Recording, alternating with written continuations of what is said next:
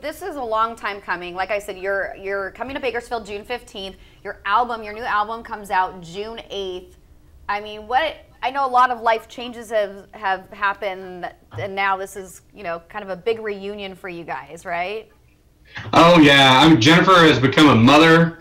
I have turned into a music producer and writer and artist, and suddenly we've reactivated the band, and I have teenagers.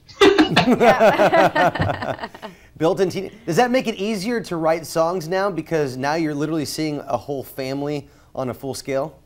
Absolutely. I would say that most of this album is informed by me looking out at the world and trying to figure out, what am I going to tell my kids? How do I explain to them what's going on around them? Yeah. What is that like with your kids? Are they, obviously now they're really aware, now that they're teenagers, they know who you guys are. What is that like then as a father through your kids' eyes? My daughter is in 7th grade, and she tries to remind me every day that I don't matter. And I think it's hilarious because I just can't be cool. And then I kind of snuck the Taylor Swift song on her. And now I've got like a chance. Oh, okay. Now you got a chance. And so she's at a dance and she's dancing to one of your guys' songs. I can't wait. I really can't. My son is in high school, so I think his friends just started treating him differently suddenly. Because because I live in Atlanta and not Nashville. If you're not a pitcher for the Braves down here, no one really cares. Oh, yeah, I can see that. You mentioned Taylor Swift. I think I saw Taylor Swift did write one of your songs, right? Yes, she wrote and pitched a song to us, she and Pat Monahan from the band Train, that my brother used to be in. And they pitched us a song, and Sugarland is usually based on the reality that Jennifer and I write the songs. Mm-hmm. And this was our first time trying somebody else's song, and I was super nervous, and we sent it to Taylor and said, are you okay with this? Because this is the way it sounds like when we sing it. Mm-hmm. And she loved it, and she said, I want to be a part of this. So she came in and sang on it with us. Oh, wow. So she's on that song. That's great. I just feel country music's changed so much. Taylor kind of made that crossover where she started country and now has kind of gone into pop. But I feel a lot of country albums out there, you hear a lot of country influence, but then you do hear more of that mainstream pop influence as well. Is that something that you guys have on your album? Absolutely. I think that country music is defined by its listeners. Mm-hmm. They decide what country music is. Mm-hmm. And that's what's kind of powerful about it, as a music of the people. If listeners want to put some hip hop in their country, then bring it on. If they want to put some pop in their country, then bring it on. I want to hear the country rap. I want to hear the country rap. I want to hear the country rap. You could. One thing I was thinking about right now. So here you are. You're writing music. You have to be inspired by something, obviously. What is the first thing on your iPod right now? What are you listening to? You go on YouTube or something, you want to listen to something? What is yours, Kristian Bush?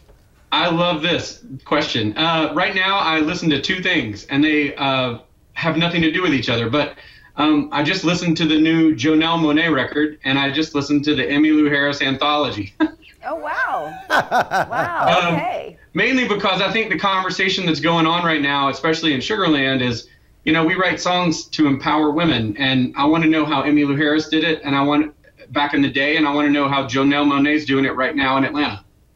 I love it. I love it. Okay, well, so, I want to ask you some questions. I know, I think you guys have been to Bakersfield before. We love Bakersfield. We've been there as Sugarland. I've been there as a solo artist. You've got a lot of music in your town. Have you been to the Crystal Palace? Many times. Really? I love hearing that. I keep trying to figure out ways to get that car off the wall. Oh. There you go. see now that's evidence and proof he knows exactly what he's talking about. No, I don't know if you know this, but this has been announced that right next to you at Rabobank Arena, at the Rabobank Theater, performing the same night, Jerry Seinfeld. How do you compete with that? Huh. I wonder when his set's over. I don't know. I don't know. I think this is the thing. I think you guys are going at the same time. I just think you need to create a spot for Jerry Seinfeld to do a spoken word in your song. That way he has to perform with you guys. I think he needs to come over and do a rap. Yes, Yes. see, bring the rap into country music. There you go. So Kristen, so you've been to Bakersfield, you've been to Buck Owens Crystal Palace. You haven't been to Eyewitness News. How good are you at doing weather? Because Aaron's always looking for. That's right. I need a co-partner on this weather forecast. Actually, I think I'm off the day that you guys are coming to town. Oh, You know what? I'm always interested in doing the weather. Mainly because I'm just incredibly taller in real life than I am on television. How tall are you? I'm kidding. It's just every time that anyone ever sees me, they're like, "Oh my gosh, I thought you were so much taller." Jennifer and I, we're exactly the same height. We're 5'8". Yeah, we get that all the time. We happens all We get that all the time. You're You so look much so much taller. thinner in person. Yeah, you're so much thinner in person.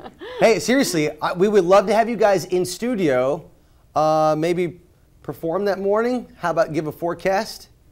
Oh, you know what? If we get there in time, you know I'll sign up to say yes. Okay, all right, we got that. Okay. No, it's all recorded, so we got that at least. Yeah. It's all about you getting there in time. Contract.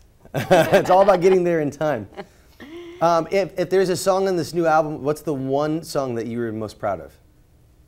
I'd probably say it's the title track. You know, the album's title is called Bigger, and that's the first song on the album because I love the way albums are put together. And I was walking around my house listening to my daughter sing everything that was on the radio. You know, she's like a mockingbird. And I thought to myself, wow, we're about to put out an album, and I need to be really aware of what I want her to sing. So I made that my mission of trying to make a record that I wanted her to sing and hopefully give her some sort of a compass to find her way through the world she's turning into a woman in. Wow. That's really neat.